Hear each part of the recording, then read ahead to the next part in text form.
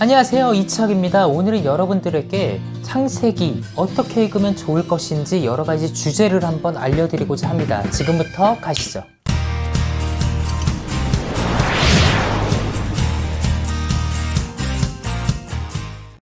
창세기는 영어로 Genesis라고 하는데요. 이 단어는 시작, 기원을 의미하는 헬라어 단어 Genesis에서 비롯되었습니다. 히브리어에서는 이 단어를 베레시트라고 이야기를 하는데요. 이 단어 역시 처음, 시작, 기원, 머리라는 뜻에서의 로쉬에서 따온 단어입니다. 한국어 성경에서에 있는 한자어 창세는 시작할 창에 세상 세자를 써서 세상의 시작이라고 할 수 있는데 굉장히 잘한 번역이라고 할 수 있겠습니다. 창세기의 저자는 모세로 알려져 있죠. 그리고 모세가 이 책을 쓴 이유는 하나님이 어떤 분이신지 그리고 이스라엘 백성들의 기원이 무엇인지를 설명하고자 한 겁니다. 창세기의 중심 단어로 약속을 들 수가 있는데요. 오늘은 이 약속이라는 키워드를 중심으로 4가지의 주제를 여러분들에게 소개해 드리고자 합니다. 우리가 보는 이 창세기라는 책은 약속으로 시작해서 약속으로 끝난다라고 이야기할 수 있습니다. 창세기 3장에서 하나님은 뱀의 후손을 무찌를 여인의 후손에 대해서 약속을 해주시고요. 창세기 50장에서 하나님은 반드시 이스라엘 백성들을 방문하겠다라는 약속을 주십니다. 그리고 중간에 이 약속의 내용이 조금 더 확대가 되는데요. 바로 아브라함에게 하셨던 자손과 땅과 통치에 대한 약속이 그것입니다. 이 약속은 다윗에 이르러서 이스라엘 내적으로 실현이 되었고 종말론적으로는 예수 그리스도와 교회를 통해서 성취가 되었습니다. 지금부터 우리들은 이 약속이라는 키워드를 염두에 두면서 깊게 살펴볼 주제들을 하나하나씩 파헤쳐 보도록 하겠습니다. 창세기에는 총 11개의 표지가 기록되어 있습니다. 우리나라 성경에서는 이것을 기원이나 족보로 번역을 했는데 이 족보의 특징이라고 하면은 앞서 기술된 이야기에 어떠한 인물이나 중심 주제를 포인트로 해서 조금 더 발전시킨다라는 겁니다. 그리고 이 족보의 형식으로는 후손들의 이름을 나열하는 족보 형식과 그 후손의 주인공이 어떻게 삶을 살아가는지에 대한 이야기로 나뉩니다. 예를 들어서 창세기 2장 4절에는 하늘과 땅의 내력을 이야기하고 있는데요. 앞선 창세기 1장에서 하나님께서 창조하셨던 하늘과 땅을 주인공 삼아서 그 이야기를 전개해 가고 있는 것이죠. 마찬가지로 5장 1절에는 아담의 후손들이 등장을 하는데요.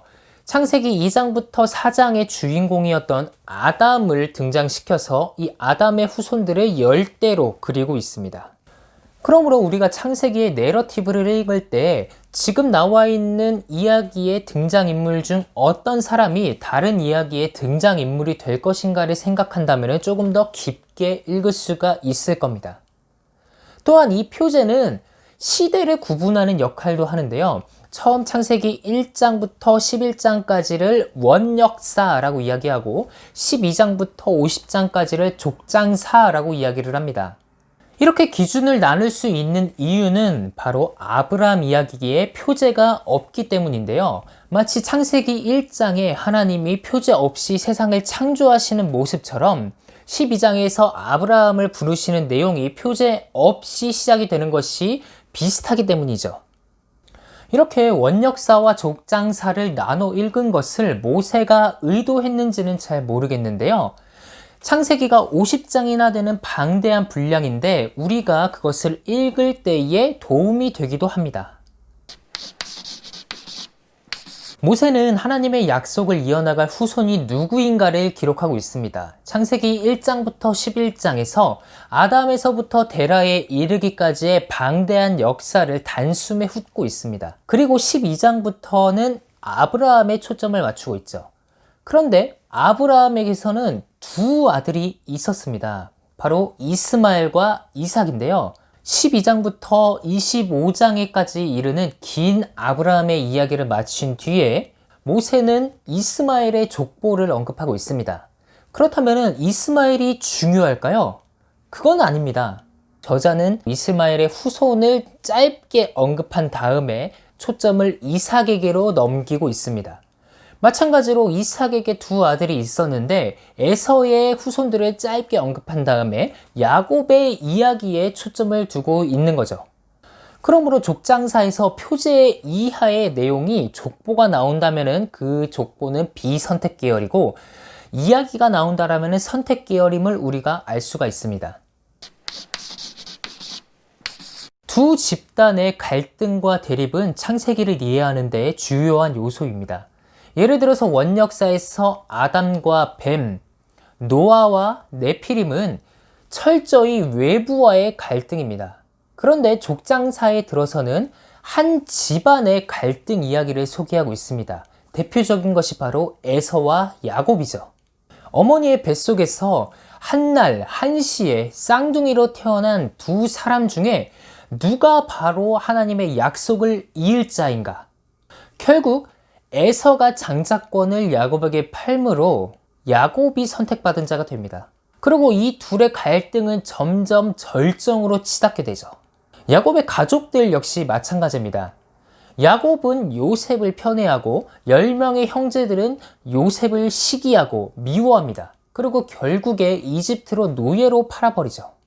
우리는 이러한 갈등과 대립의 이야기 속에서 하나님이 어떻게 개입을 하시는지, 그리고 이 이야기가 어떻게 해소가 되는지를 살펴볼 수가 있습니다.